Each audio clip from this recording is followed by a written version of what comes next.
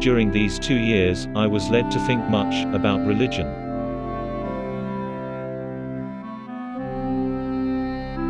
Whilst on board the Beagle, I was quite orthodox, and I remember being heartily laughed at by several of the officers, though themselves orthodox, for quoting the Bible as an unanswerable authority on some point of morality.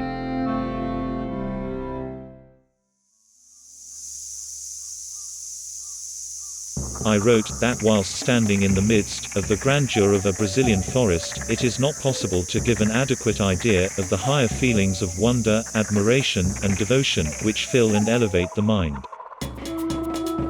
I well remember my conviction that there is more in man than the mere breath of his body.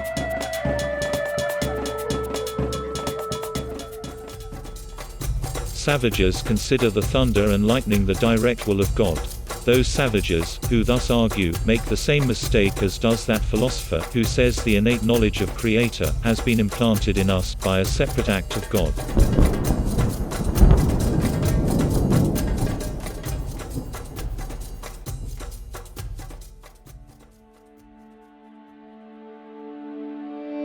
We finally left the shores of Brazil.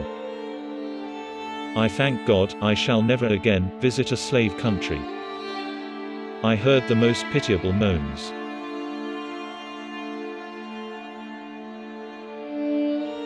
And these deeds are done and palliated by men who profess to love their neighbors as themselves, who believe in God and pray that His will be done on earth.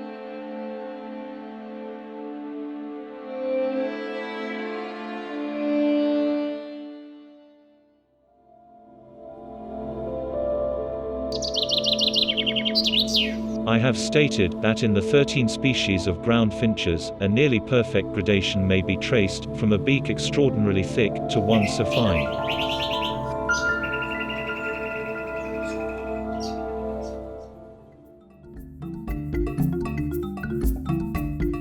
And thus, the forms of life throughout the universe become divided into groups, subordinate to groups.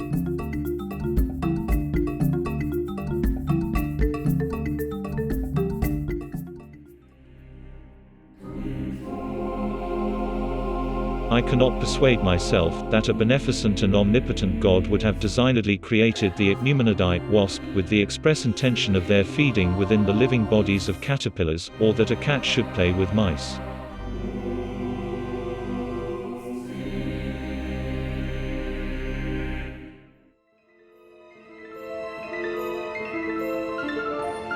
The most usual argument for the existence of an intelligent God is drawn from the deep, inward conviction and feelings which are experienced by most persons.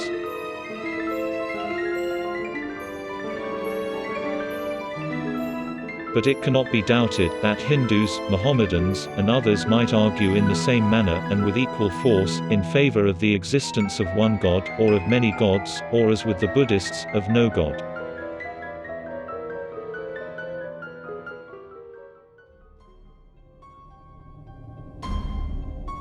I can indeed hardly see how anyone ought to wish Christianity to be true. For if so, the plain language of the text seems to show that the men who do not believe, and this would include my father, brother, and almost all my best friends, will be everlastingly punished. And this is a damnable doctrine.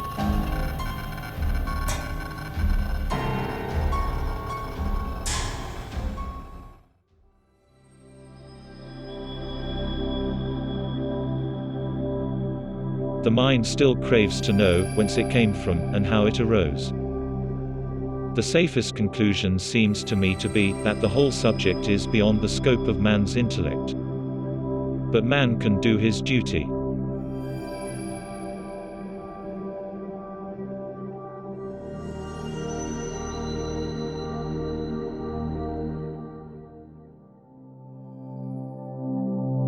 What my own views may be, is a question of no consequence to anyone but myself. My judgment often fluctuates. In my most extreme fluctuations, I have never been an atheist, in the sense of denying the existence of a God. I think that generally, and as I grow older, but not always, that an agnostic would be the more correct description of my state of mind.